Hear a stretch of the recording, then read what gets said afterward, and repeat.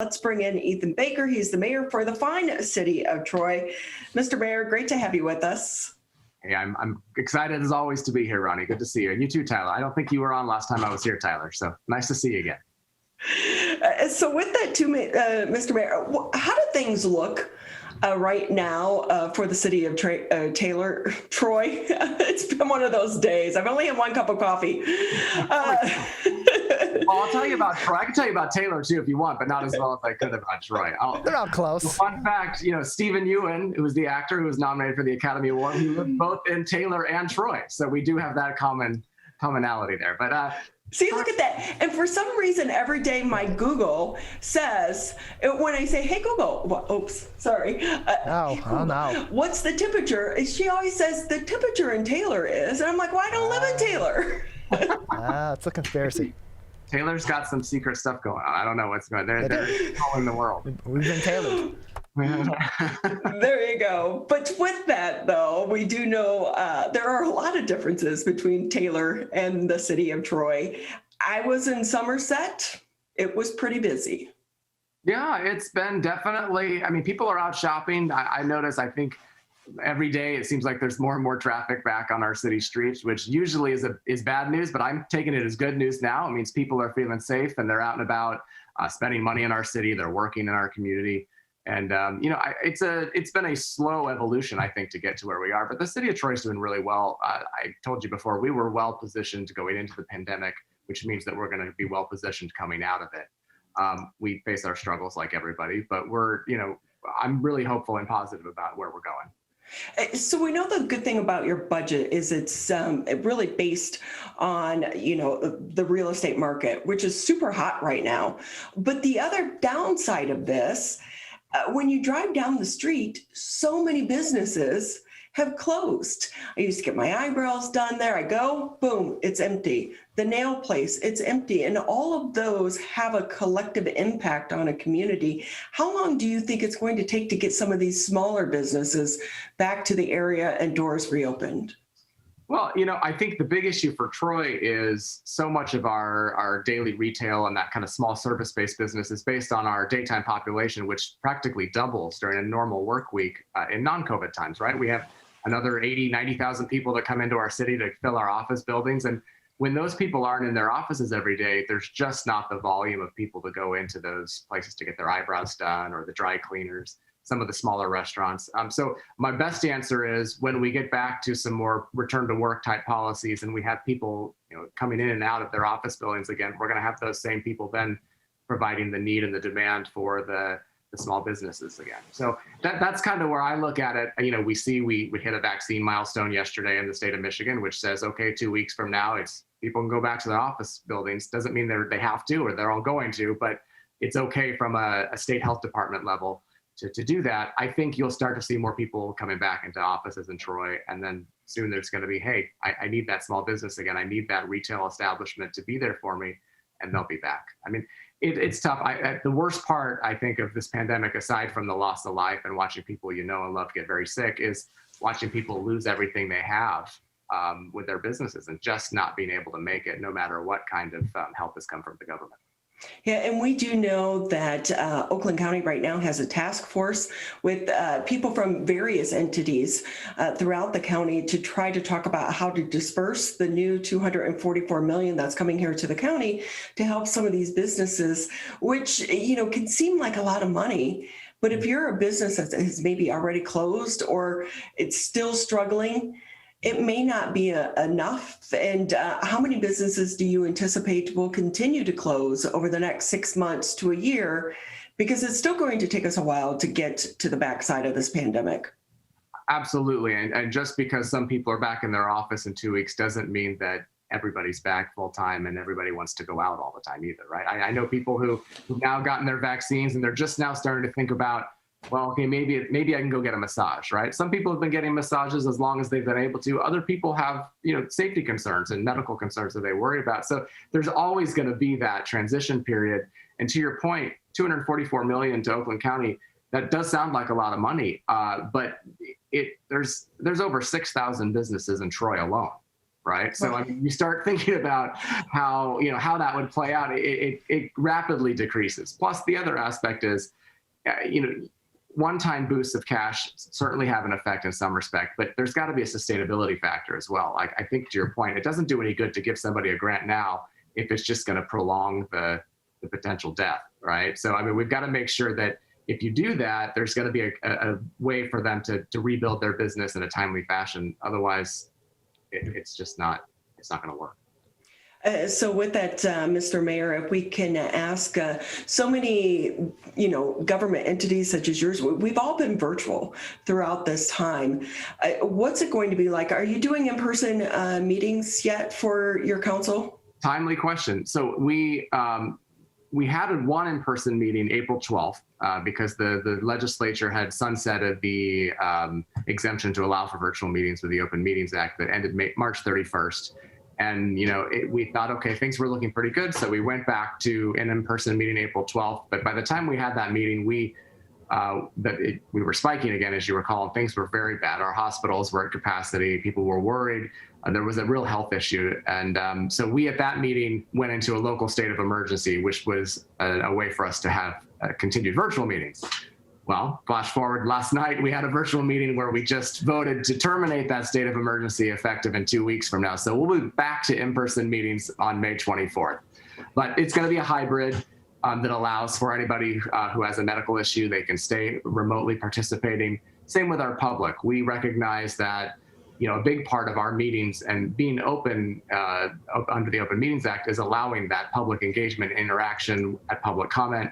But we didn't want it to require anybody to have to come in person to our meetings if they were worried, but they wanted to speak up about something very important to them. So we amended our rules to allow for a hybrid approach. You will be able to come into City Hall and speak at the podium for public comment if you want, but you can also call in, leave a voicemail, email us, and we'll read it in public record, or we'll have Zoom access available as well. So we're doing everything we can to ensure that the most amount of people have the option to come in for public comment, whether virtually or in person.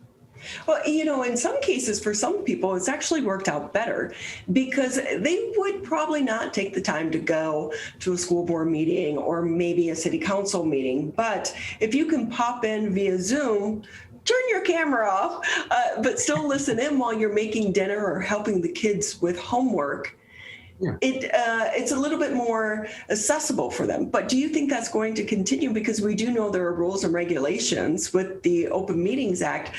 Would it take really a movement by the state legislature to try to make this a new model going forward?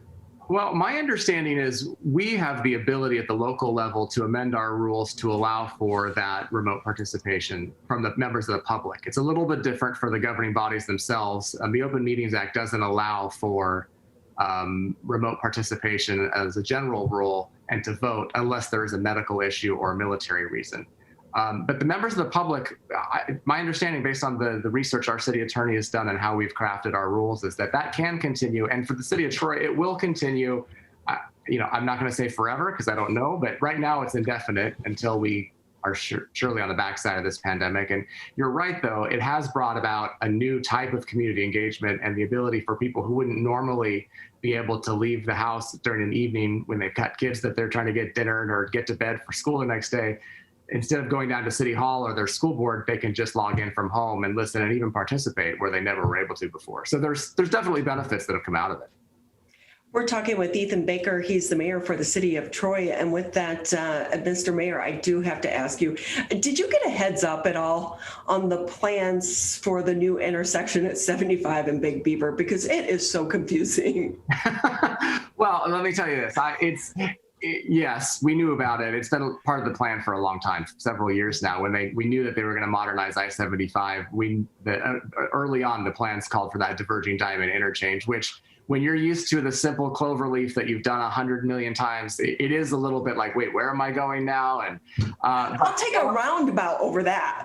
Well, it's different. The interesting thing is once you do get used to these diverging diamond interchanges, they are actually safer and they move traffic through much faster. So I don't want to discourage anybody from getting off at the Big Beaver exit on I-75 and going to our businesses and the restaurants there because we need you to be there.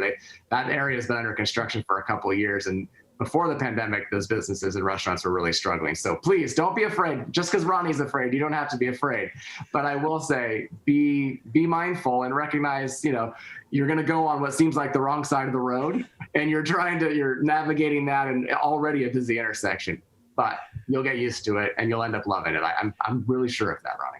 Well, let's hope so. But I will say I had a bit of a panic attack because I was like, wait, how did I end up on the wrong side of the road? Am I going to hit someone? But again, once we all become used to it, because there are still some orange barrels around there, which kind of adds to the confusion as well. Well, just wait. I mean, I don't know if you've done it in the dark yet. That's a whole other issue. The first time I did it, I went down after a meeting and it would just open that day and it was dark. And I thought, what am I doing? I have no idea. And there were still a lot of lane closures, but you figure it out. We'll figure it out. Ethan Baker with us here on the MegaCast. With that too, Mr. Mayor, it does seem like we kind of are starting to hit a wall when it comes to the vaccine and hesitancy within our community. But we know we have these thresholds to reach in order for the governor to say that we are going to be able to reopen. What are your thoughts on that as a mayor? Yeah, I mean, I think as long as we're tied to vaccination rates as a metric for reopening, it behooves all of us to take a good hard look at that. And you still see millions of people are getting vaccines throughout the week. But there is definitely a slowdown. And I don't know exactly why that is. And I can't really speculate. I will notice that we had a Johnson & Johnson vaccine event that the federal government had planned here for us in Troy at the community center. It was supposed to be this week. And the Johnson & Johnson shot's the one and done, which is appealing to a lot of people. That's the one I had. But they canceled it because only 16 people had signed up. And so that was very telling to us. That just broke to us yesterday. And, you certainly encourage, everyone's got a right to deal with the vaccine how they see fit. But at a certain point, you look at if the metrics needed to get things back to normal are the vaccination rates, take a good, hard, deep look at that and see what really matters to you. And, get out and get vaccinated if you feel safe and healthy to do so. And it's the right choice for you and your family. And I think most people are doing that. Maybe it's just the time of year. It slowed down a little bit. I mean, I know that sounds crazy, but it becomes a busy time of year when school graduations and other things start filling in the calendar. So there could be a lot of reasons why it slowed down. I think that could be one of them. Yeah, and I wonder too, it's like some of this has been the messaging throughout the entire pandemic, because even though it's new, you're still pushing for something that you don't know all the answers to. And maybe that's adding to the hesitancy, because we know at some point in time, like, to go to the ball game, maybe you may have to have it, or to travel. But we should remind people that there have been certain things in place prior to this. I went to Africa a few years ago. We had to get a whole list of vaccines in order to fly, but for some reason I didn't think twice about it then. But now I think it's because it's so new. It is. It's new, and it's. I don't have to tell you, and I try to stay very, nonpartisan. I'm a nonpartisan mayor of the city, even though I have my political leanings. But you've seen so much coming out of Washington this past couple of years with the campaign and the rhetoric that it gets amplified. That's another reason, certainly, that there's a hesitancy for some to get vaccinated. But yeah, it's tough, Ronnie. I don't really know. I don't know what to say other than I know plenty of people who are getting vaccinated every day still. And, I said at our council meeting last night, the good news about tying things to a metric of a vaccination rate is that rate doesn't go down, right? As long every day it's going to go higher and higher in some respect. So that's going to be a good thing for our city and our community and our country as a whole. But we got to figure it out. So with that, as the elected leader, we do know it's anticipated that the Pfizer vaccine is going to be approved this week for kids ages 12 to 15. From a city standpoint, from an elected leader standpoint, what are your thoughts, or have there been any discussions about requiring vaccines or negative COVID tests to be able to attend certain city-sponsored events? Well, we have not had really discussions on that aspect of it. Partially, one, because we don't have a lot of city-sponsored events that would put us in that kind of position. With the school district runs completely separately than us, so that's a school issue. And I met with Dr. Macheski last week, our superintendent. We talked a lot about that. I think it's a lot of parents in our city want to know what the expectation is for the fall. And, Dr. Macheski's plan and the school district in Troy is planning to they're planning for a full normal school year starting in the fall. We talked about the vaccine a little bit, and, he didn't have any, breaking news on that either and what the plan was. But so short answer, actually, after I've blabbered on a little bit, we don't really have any plans or conversations as it relates to that. We're not that, we don't have sports stadiums. We don't have performing arts centers. So we don't have a lot of things that bring a lot of people together indoors that you would look at something like that, like another city might. One of the things that we are continuing to see right now, the shortage of employees. How is that hitting the city of Troy and the businesses there in your community? Well, it's just like it is everywhere else, right? I mean, there's an issue when trying to get people working in our restaurants often, some of our office jobs.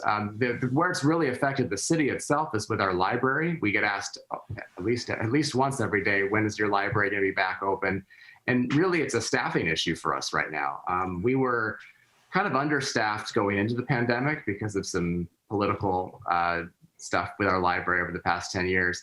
But what that meant is we had a disproportionately high amount of part-time employees. And in the pandemic, a part-time employee was basically, they're not as tied into making it work and get through. So we've had staffing issues. So we're trying to correct that. We did some budgeting stuff with our new budget that we approved last night and a millage that was approved last fall to increase funding for the library. So that's going to be resolved. But it's like everything. I mean, as a city government, we face that. Our restaurants are facing that. Our service industry, it's out there. It's real. We have to get through it. And, I'm sure we will, but it takes time. But the one thing I think so many people didn't anticipate in the middle of a pandemic is this hot housing market right now. It's happening in your community as well. Long-term, what does that mean for your budget? Well, as long as the market stays hot, and the market doesn't have to stay hot, but as long as the values stay hot from this perspective, it's good for our bottom line as we move forward from a property tax collection base. But you have to remember, I mean, yes, we're having turnover and a lot of houses selling, but still the bulk of our real estate is the taxable value is so low in comparison to what you're going to get as a market rate right now. And we're still making up for the value we lost in the Great Recession in 2008 and 2009. But yeah, I mean, every time a new house or a house in Troy sells for twice what it was before, that property tax they're going to be more taxes collected from that. So it's a good thing in that respect, but it's not as much of a big deal as you may think it would be, just because we still we don't have that much turnover. Frankly, people like to stay in Troy, so they're not selling that much. It is by far every year ranked one of the best cities to live in as well. And with that, Mr. Mayor, anything maybe I didn't touch on that you want to add before we say goodbye today? Sure. Just really briefly, we did approve our budget last night for the fiscal year 21 to 22. We heavy focus on our public safety, body cams for our police, new fire truck, our fire apparatus, focus on trails and pathways and our parks and roads, of course. So the bread and butter issues. And I'm doing a State of the City address next Wednesday at 6 p.m. That'll be streaming live on the city's YouTube channel and the cable channels.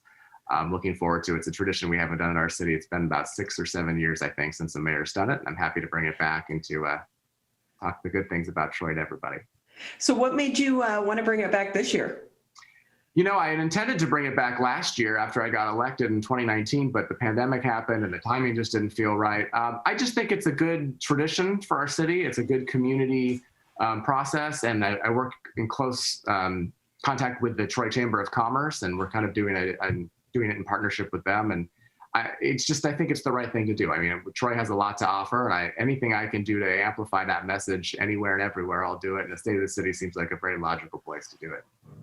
So will you have anyone in the audience at all, or is it just going to be you in your office? It'll be outdoors, and we will have a small audience. Our fellow council members will be there. Some of our community and business leaders. Ronnie, if you're looking for a ticket, I could maybe sneak one for you. We'll see what your schedule looks like. It'll be a small audience. We're still doing responsible outdoor events at this point, but yeah, I will have a small audience there, so that'll be nice too. Well, that's great because it really it changes the delivery when you can speak to people directly, or even if it's a small crowd, just to be able to look people in the eye. Oh, absolutely. And plus, you can get a read from three-dimensional people that you can't get even on the computer screen, right? So, I mean, it's nice to have that interplay a little bit, and you know when you're doing well, and you know when you're not doing well too. So that's always fun. Well, and let's just hope too that one of the good things to come out of this pandemic, people really are starting to pay more attention to their elected leaders, especially on the local level. So hopefully people will continue to be engaged in our political process. So we wish you the best of luck on your speech. Always a little nerve-wracking to write those and stand in front of a crowd, but I'm sure you'll do a good job. We always appreciate your time. I'm happy to be here always. I hope the MegaCast stays because I love it.